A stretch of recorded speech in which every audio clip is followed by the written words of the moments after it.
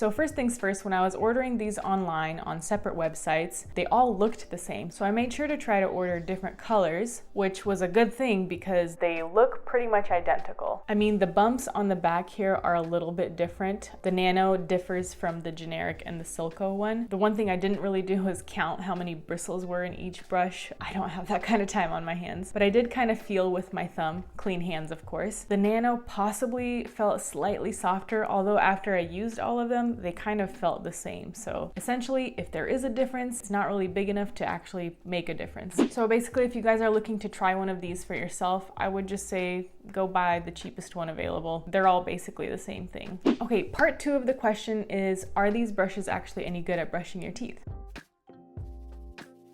Let me show you. So here's a picture of my teeth with Disclosing solution after using the Nano toothbrush. So at first glance, it looks pretty decent. If you guys are new to my channel, I've mentioned this before, but I have some Invisalign attachments, so it's always hard to reach all the plaque around those attachments, so that's kind of what you see there. But overall, looks decent.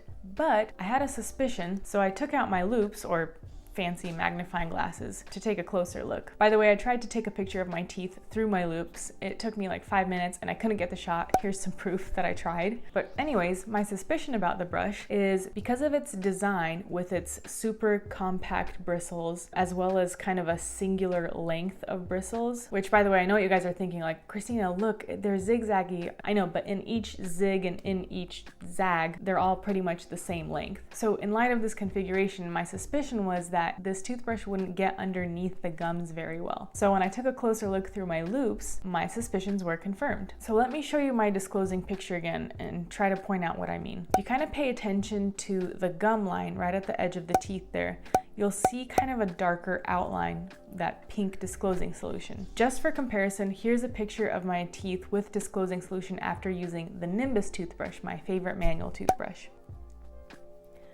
Again, Nano and Nimbus.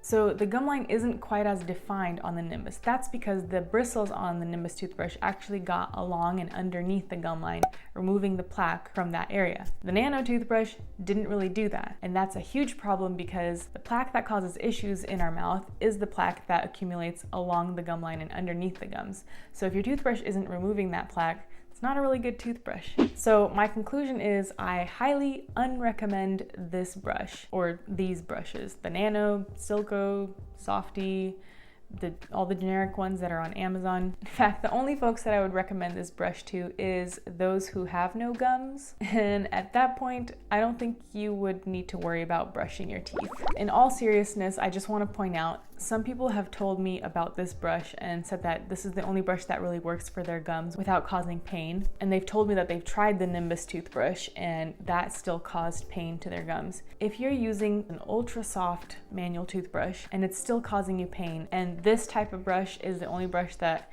you can use, I would recommend you go to the dentist. There might be an underlying problem. In fact, it shouldn't hurt to brush or floss your teeth. I just had a patient the other day who said she couldn't floss because it hurt her gums. And as I was kind of evaluating her teeth and her gums, I just discovered a lot of tartar buildup and gingival inflammation. So I explained, it shouldn't hurt. We need to remove this tartar with a deep cleaning and flossing should feel a lot better. So if brushing or flossing hurts your teeth, talk to your dentist. You know what this brush reminds me of? It reminds me of those little sponges on a stick that the hospital uses to brush people's teeth with. It's like a joke, basically. Sorry guys, just my honest opinion here. But yeah, thank you so much for watching. If you found this video helpful, please give it a thumbs up. Consider subscribing for more videos like this. Feel free to leave any questions or comments in the comment section below, and I will see you guys next time. Take care of your teeth.